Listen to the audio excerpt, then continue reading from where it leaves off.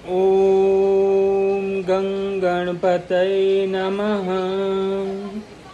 ॐ पार्वती पतये नमः।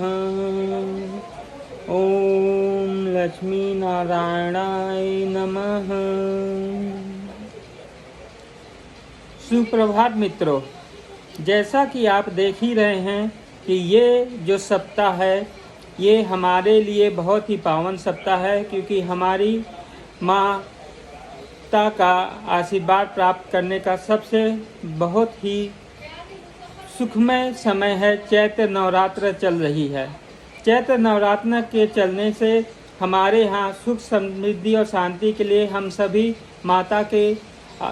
पूजा करते, आराधना करते हैं तथा संयमित जीवन व्यतीत करते हैं। इसी नवरात्रि में देश में भी कुछ अच्छे काम भी हो रहे हैं, कुछ उसके दुष्परिणाम भी हो सकते हैं, क्योंकि हमारे देश में अभी दो महत्वपूर्ण कार्य है। एक वक्फ संशोधन बिल जो कि लोकसभा और राज्यसभा में पेश होने वाला था, जिसमें कि लोकसभा में कल बहुत बड़े विचारधारक अपनी सभी पार्टियों ने अपना वक्फ संशोधन बिल के पक्ष में और विपक्ष में अपना वोटिंग देने के लिए आए। उसमें से कुछ लोगों के जो विचारधाराएं थी, जो आवश्यकता थी समाज की, उसको सत्ता पक्ष ने बहुत अच्छी तरह से सभी को समझाने की कोशिश की, लेकिन कुछ राजनेता अपने वोट बैंक की राजनीति और इत्यादि से ऊपर न उठ सके और इस बिल में कई तरह के गलत से गलत बातें बताने में लगे हुए थे, जो कि ये भ्रांतियाँ मुस्लिम समाज के लोगों के बीच में डालना चाह रहे थे। वैसे लोकसभा में ये कानून पूरी तरह से पास हो चुका है और इसके राज्यसभा में जाते ही यदि वहाँ पास हो जाता है तो ये कानून बन जाएगा। कुछ चीज़ें मुझे बहुत अच्छी लगी इस विचार विमर्श के दौरान कि हमारे यहाँ के एक विपक्षी दल के नेता बोले कि सेकुलरिज्म का मतलब ये नहीं है कि हमारे धर्म क्षेत्र में किसी और भी धर्म क्षेत्र के व्यक्ति को स्थापित किया जाए, लेकिन वो ये चीज़ भूल गए कि जब हिंदू धर्मों के महान मठाधीशों इत्यादियों पे, खासकर कमेटियों में और इत्यादि जगहों पे मुस्लिम लोगों को बैठाया दिया जाता था, तब उसका विरोध वो कभी नहीं किए और सेकुलरिज्म की बात नहीं याद आई। लेकिन आज यदि इस बिल के संशोधन के दौरान इसमें निहित कुछ कार्यों को, कुछ अच्छी बातों को दिखाया गया और समाज में फैले गरीब तबके के मुसलमान भाइयों को इस वक्फ बोर्ड की प्रॉपर्टी से हिस्सा देना तथा उनके उत्थान के लिए कार्य करने की जो प्रेरणा या जो संकल्प सरकार ले रही है, उससे मुस्लिम समाज के ही सबसे अधिक विकास होने का मौका मिलेगा। लेकिन सबसे बड़ी बात जो राज्य सरकार, केंद्र सरकार और पक्ष और विपक्ष की दोनों पार्टियों ने छिपा के रखा, जो हमारे मन में बार शंका की बात है या प्रश्न चिन्ह उठा रही है, वो ये थी कि अभी तक वक्फ बोर्ड के जो 9 लाख हेक्टेयर ज़मीन की जो वास्तविक स्थिति है, उसके कौन कौन ऑनर है, इसके कौन कौन मालिक है, या उसके ट्रस्टी जो हैं, उसके में इन ट्रस्टी में कौन कौन लोग हैं, सदस्य हैं, उसका विवरण सरकार अभी तक नहीं दे सकी है।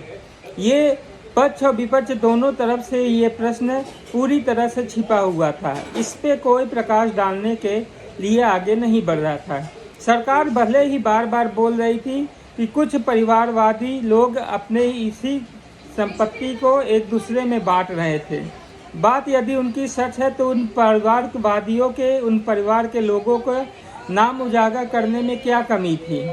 ये तो देखने की ज़रूर बात थी और इसे उजागर करना भी चाहिए था। जब इतनी बड़ी बहस हो रही थी तो वो इस चीज़ को क्यों छिपा रहे थे दोनों पक्ष।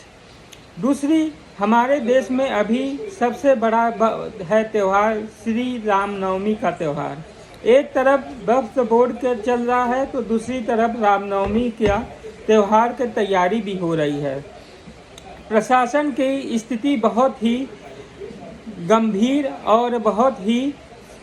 संवेदनशील परिस्थितियों में तथा देश के हर इलाके में सुरक्षा प्रदान करना एक बहुत बड़ी चुनौती के रूप में सामने दिख रहा है, क्योंकि रामनवमी के जुलूसों पे आए दिन हमेशा ही हर साल की तरह कुछ न कुछ छिटपुट घटनाएं होती रहती थी। हिंसक घटनाओं की वजह से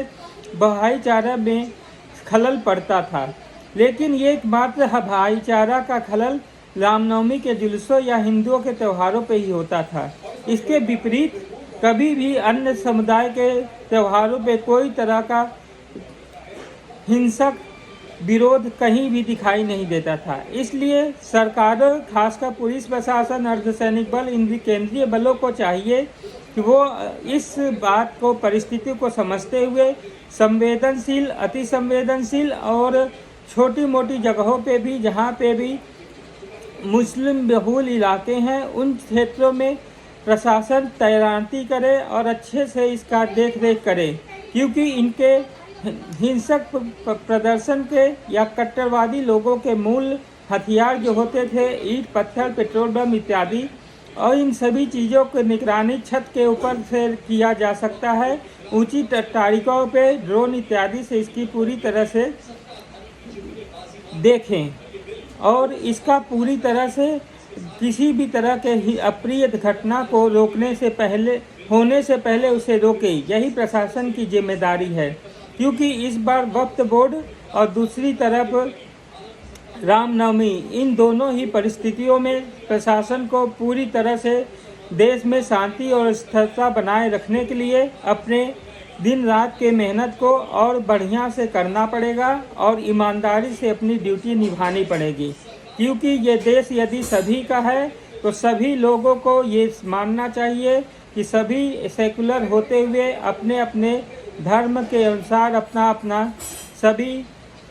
उसका पालन करें और सब एक दूसरे का सहयोग करें। न तो कोई भी कूटनीतिक या कोई भी राजनीतिक हथकंडे के द्वारा या किसी तरह से के अपने गलत विचारधारा या भावनाओं के तहत किसी के प्रति कोई हिंसक व्यवहार न करे। इस चीज़ को प्रशासन का कार्य है कि पूरी तरह से स्थगित किया जाए और पूरी तरह से इस पर रोकथाम लगाया जाए। इसलिए अभी इतवार को रामनवमी है, इससे पहले प्रशासन खोजबीन इत्यादि करना प्रारंभ कर दे और अपने द्वारा गुप्तचरों के द्वारा इस तरह के होने वाले माहौलों को पहले ही रोक लगाए। जय हिंद, वंदे मातरम।